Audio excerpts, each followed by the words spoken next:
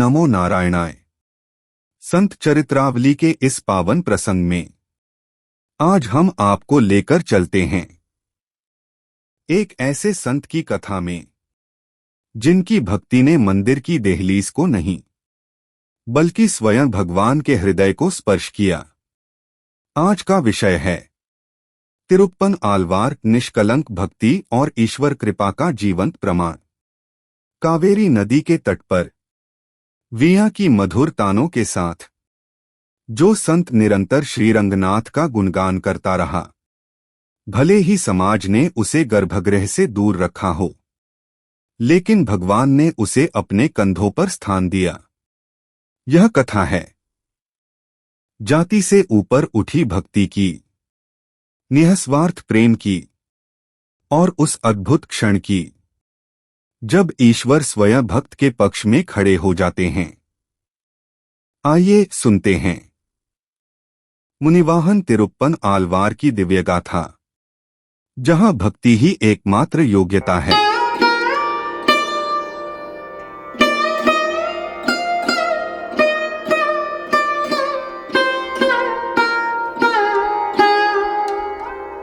सोचिए, एक ऐसी भक्ति, एक ऐसी लगन जो समाज की बनाई सबसे मजबूत, सबसे ऊंची दीवारों को भी तोड़कर रख दे। आज हम एक ऐसे ही संत तिरुप्पन आलवार की कहानी में उतर रहे हैं। और ये कहानी सिर्फ एक संत के बारे में नहीं है। ये हमें आस्था, जाति और भगवान के असली मतलब के बारे में बहुत गहरे सवाल पूछने पर मजबूर करती है। बिल्कुल। और हमारे पास जो स्रोत हैं वो एक कहानी सुनाता है, तो हमारा मकसद सिर्फ उस कहानी को दोहराना नहीं है, बल्कि उसके पीछे छिपे संदेशों को समझना है। सही बात है। हम देखेंगे कि तिरुप्पन आलवार की ये कथा उस समय के समाज के बारे में क्या बताती है और आज भी उतनी जरूरी क्यों लगती है। तो चलिए शुरू से शुरू करते हैं।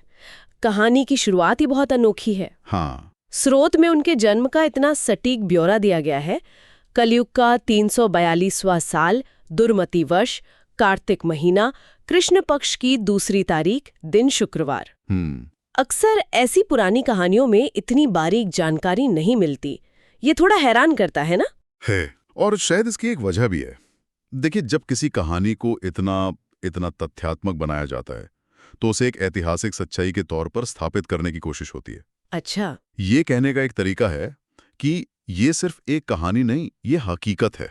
और उनकी पहचान सिर्फ इतनी ही नहीं, उन्हें भगवान विष्णु के सीने पर जो श्रीवत्स का निशान है, उसी का अवतार माना जाता है। तो जन्म से ही उन्हें दिव्य बताया गया है। बिल्कुल। और यहीं पर कहानी एक बहुत दिलचस्प मोड़ लेती है। स्रोत साफ कहता है कि उनका जन्म किसी माँ की कोख से नहीं हुआ। जी। उन्हें किसी इंसान ने जन्म नहीं दिया। उन्हें धान के एक खेत में एक दलित दंपत्ति ने पाया और उन्हीं ने उन्हें पाला पोसा। इसी वजह से समाज उन्हें दलित मानता था। ये बात तो पूरे सामाजिक ढांचे के विचार को ही पलट देती है। यही इस कहानी का सबसे क्रांतिकारी पहलू है।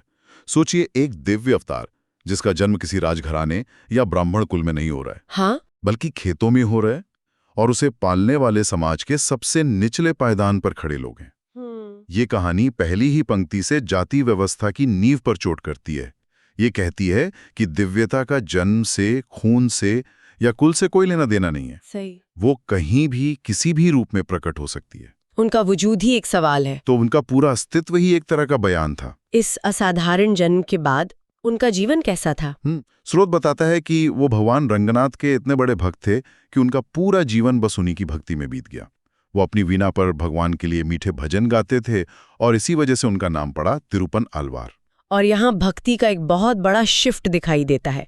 भक्ति अब मंदिर की चारदीवारी से, संस्कृत के श्लोकों से और जटिल पूजा पाठ से निकलकर बाहर आ रही है। हाँ, एक आम इंसान के संगीत में बस रही है। ये धर्म को एक तरह से डेमोक्रेटाइज करने जैसा है। ईश्वर अब सिर्फ पुजारी की मुट्ठी में नहीं, बल्कि एक भक्त की वीणा की तारों में भी है। ऊंची कला ही उनकी प्रार्थना थी। बिल्कुल। और उनकी बस एक ही इच्छा थी, श्रीरंगम के उस विशाल मंदिर के अंदर जाकर अपने भगवान के दर्शन करना। लेकिन जैसा कि स्रोत बताता है, अपनी जाति की वजह से वो ऐसा करने की हिम्मत नहीं जुटा पाते थे। ये कितनी बड़ी विडंबना है। बहुत बड़ी। जो भगवान का अवतार माना जा रहा है, उसे ही भगवान के घर में घुसने की इजाजत नहीं है। बिल्कुल। तो उन्होंने एक बीच का रास्ता निकाला। वो वुरयूर से श्रीरंगम आ गए और कावेरी नदी के किनारे एक कुटिया बना ली। अच्छा। वो मंदिर के अंदर तो नहीं जा सकते थे, तो वो बाहर से ही मंदिर के शिखर को देखकर अपनी वीणा बजाकर भक्ति में लीन रहते थे।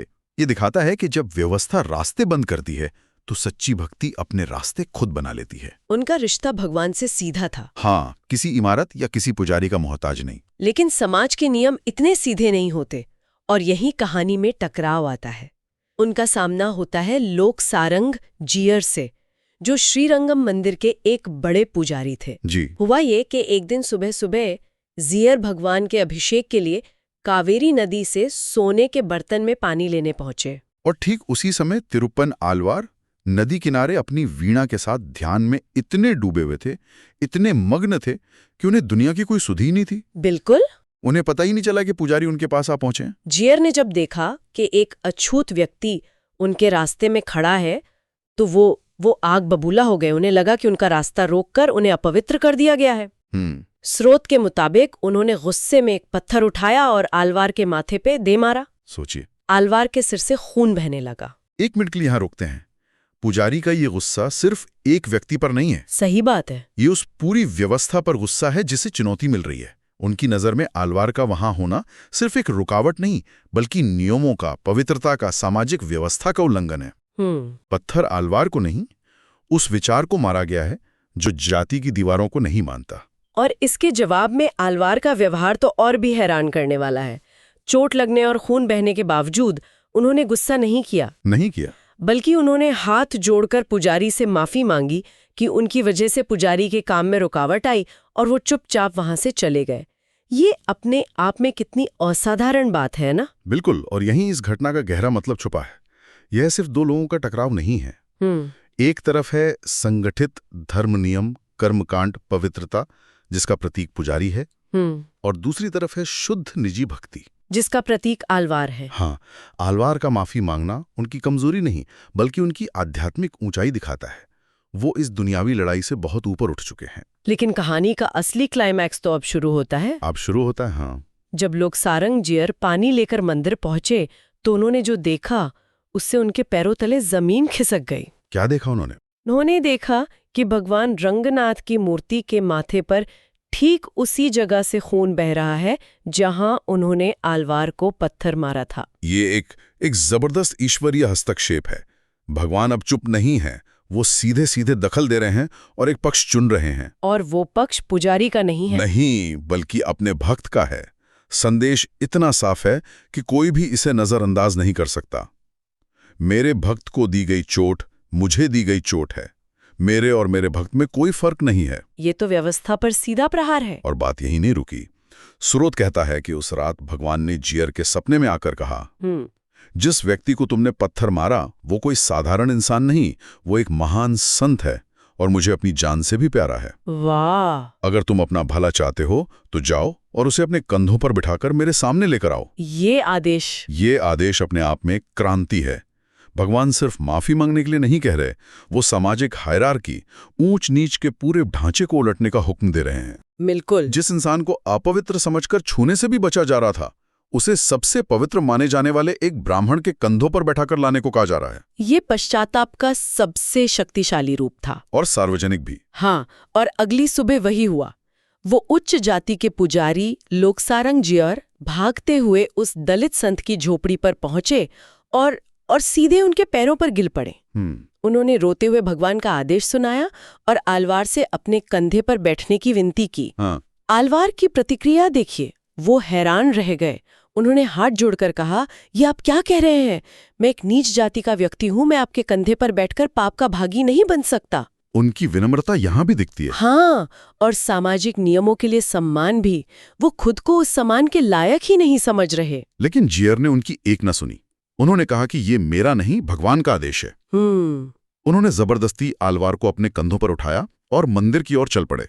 सोचिए जरा उस दृश्य के बारे में। पूरा शहर देख रहा होगा। हाँ, पूरा शहर देख रहा है कि मंदिर का सबसे बड़ा पुजारी एक दलित संत को अपने कंधों पर उठाए भगवान के दरबार की तरफ ले जा रहा है। बिल्कुल। इसीलिए स्रोत बताता है कि आलवार को मुनि वाहन भी कहा जाने लगा, यानी वो जिसे एक मुनि ने अपना वाहन बनाया। इस एक घटना ने सदियों से चली आ रही सामाजिक व्यवस्था को तोड़कर रख दिया। हाँ। ये सिर्फ एक व्यक्तिगत माफी नहीं थी। नहीं, ये इस बात का सार्वजनिक ऐलान था कि आध्यात्मिक महानता किसी भी सामाजिक पहचान से कहीं ज्यादा बड़ी होती है। इसने एक ऐसा शक्तिशाली संदेश दिया जिसे शब्दों में बयान नहीं किया जा सकता था कि ईश्वर की नजर में जाति का कोई मतलब नहीं, सिर्फ भक्ति का मोल है। और फिर वो पल आया जिसका तिरुपन आलवार ने जीवन भर इंतजार किया था। जब उन्होंने पहली बार मंदिर के गर्भगृह में अपने भगवान रंगनाथ की आंखों में देखा तो वो सब कुछ भूल गए। वो खुशी से झूम उठे और नाचने लगे। कहते हैं उसी आनंद के पल में उनके मुंह से 10 पदों की एक खूबसूरत रचना निकली जिसे अमल न दीपारान के नाम से जाना जाता है। और उस रचना की एक पंक्ति उनकी पूरी भक्ति का सार बता देती है। जी। स्रोत में उसका उल्लेख है। वो कहते हैं, हे भगवान रंग, आपकी इस कृपा को पाने के लिए मैंने कोई कठोर तपस्या नहीं की है। अच्छा। आप भी मेरे रक्षक और दया के सागर हैं, मैं तो बस आपका दास हूं। वो ये नहीं कह रहे कि मेरी भक्ति महान थी इसलिए मुझे ये मिला। नहीं, वो कह रहे हैं कि ये सिर्फ और सिर्फ आपकी कृपा है। बिल्कुल। ये भक्ति मार्ग का सबसे बड़ा सत्य है। और फिर कहानी अपने अंतिम पड़ाव पर पहुंचती है। भगवान की स्तुति करते करते आलवार का शरीर एक तेज रोशनी में बदलने लगा। देखते ही देखते वो उसी दिव्य अग्नि में विलीन हो गए, हमेशा के लिए अपने भगवान में समा गए। ये परम मिलन है, मोक्ष। और ये मोक्ष उन्हें किसी ज्ञान, किसी योग या किसी कर्मकांड से नहीं मिला। नहीं, ये उन्हें मिला शुद्ध बिना शर्त वाले प्रेम से, यानी भक्ति से। उनकी पूरी जिंदगी और उनका अंत इस बात का सबसे बड़ा सबूत है कि ईश्वर तक पहुंचने का रास्ता सच्ची भक्ति से होकर गुजरता है, और उस रास्ते पर कोई सामाजिक दीवार खड़ी नहीं हो सकती। तो तिरुप्पन आलवार की ये कहानी हमें दिखाती है कि सच्ची लगन और आस्था हर सामाजिक बंधन को तोड़ सकती है, और दिव्यता किसी जाति या वर्ग की जागीर नहीं है। ये एक असाधारण कहानी है भक्ति की ताकत की। बिल्कुल। और यहाँ मैं एक सवाल छोड़ना चाहूंगा जो सीधे हमारे स्रोत से ही उठता है। बताइए। स्रोत के आखिर में ये बात लिखी है कि तिरुप्पन आलवार की कोई भी पक्की ऐतिहासिक तारीख तय करना नामुमकिन है। बस अंदाजा लगाया जाता है कि वो शायद तोंडराडिपोडी आलवार या तिरुमगय आलवार के समय में रहे होंगे। ये तो काफी दिलचस्प है। मतलब हमें पक्का नहीं पता कि वो कब हुए। हाँ, और यही एक बड़ा सवाल खड़ा करता है, क्या ऐसी कहानियों की ऐतिहासिक सटीकता उतनी ही जरूरी है जितना कि उनका कभी न पुराना होने वाला संदेश? बहुत गहरा सवाल है। जब कोई कहानी सदियों तक बिना किसी ठोस तारीख के भी जिंदा रहती है, पीढ़ी दर पीढ़ी सुनाई जाती है, तो इसका असली मतलब क्या है? ये हमें आस्था, सामाजिक न्याय और इंसान के बनाए नियमों से बड़ी सच्चाई के बारे में क्या सिखाती है?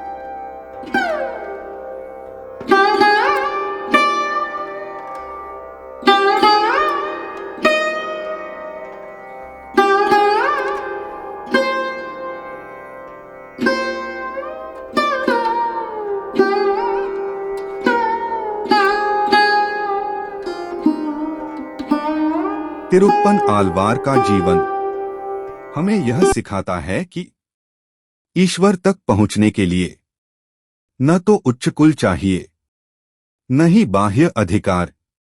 यदि चाहिए तो केवल निर्मल हृदय और अटूट भक्ति। जिस भक्त को मंदिर में प्रवेश नहीं मिला, उसे स्वयं भगवान ने अपने कंधों पर उठाकर गर्भगृह तक पहुंचाया।